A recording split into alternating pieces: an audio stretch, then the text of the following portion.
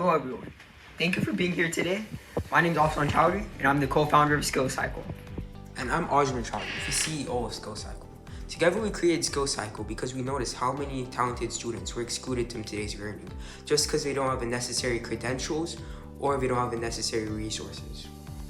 And today we'll talk about how SkillCycle turns learning into a shared, peer-powered learning program that is safe and accessible for all users.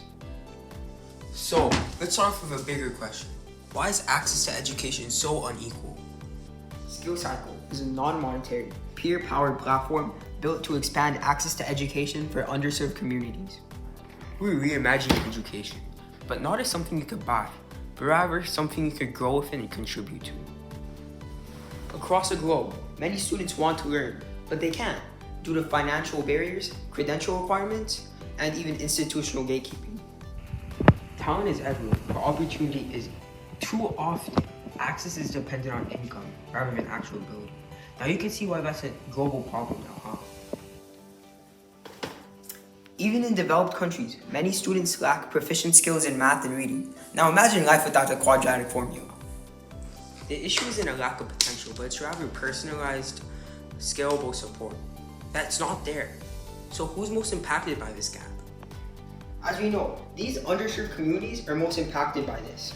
So that's why for SkillCycle, the pilot testing will be taking place on ages 14 and 22 in first generation high schools, mostly in underserved communities. These students are often motivated, capable, and ready to go, but often lack in proper enrichment opportunities. If traditional systems aren't reaching them, then what alternative can? SkillCycle creates a circular learning environment where you could be a teacher and a learner. Instead of paying money, users earn time credits by teaching skills they already possess. And you know what they say, time is money. But how does this actually work in practice? A student teaches a structured verified session, such as Algebra 2, music theory, coding, anything the teacher desires. In return of these lessons, these students gain time credits, which we use to gain access to these lessons taught by peers. That's a lot of learning. In SkillCycle, you're not just a learner, also a contributor.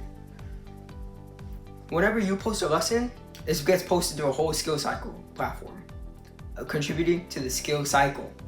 But what makes this different from any other learning platform? Unlike traditional platforms, SkillCycle doesn't require any credentials or any previous payments. Our values come from reciprocity. So, as more sessions get posted to SkillCycle, the more diverse our ecosystem in SkillCycle becomes. Peer-led learning raises an important question. How do we ensure safety? Safety is foundational. Users complete onboarding verification and follow clear community standards. However, for teaching privileges will require passing skill-specific qualification checks and sessions that are capped at small group sizes to ensure monitoring engagement. So, safety protects users. How do we guarantee a real learning impact? To ensure quality and impact, we maintain quality through competency checks, structured lesson templates, and continuous session feedback. We also introduce tiered achievement badges, such as Verified Educator and Impact Mentor, earned through measurable outcomes like sustained high ratings or demonstrated student improvement. But what about scale? Can this model meet growing demand? We built policies to prevent teacher shortages.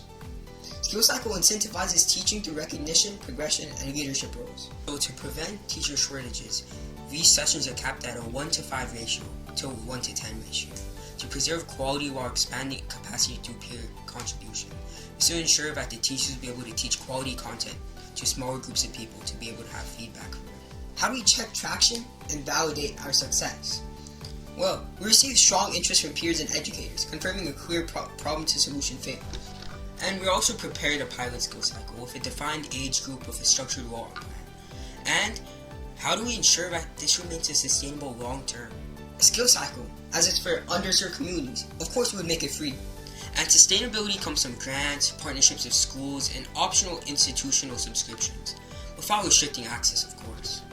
So, what is a bigger vision behind all of this? A world where education is defined by contribution, leadership, and shared growth, not cost. Well, SkillCycle isn't just a platform. It's a movement toward equitable, community-driven education. Thank you.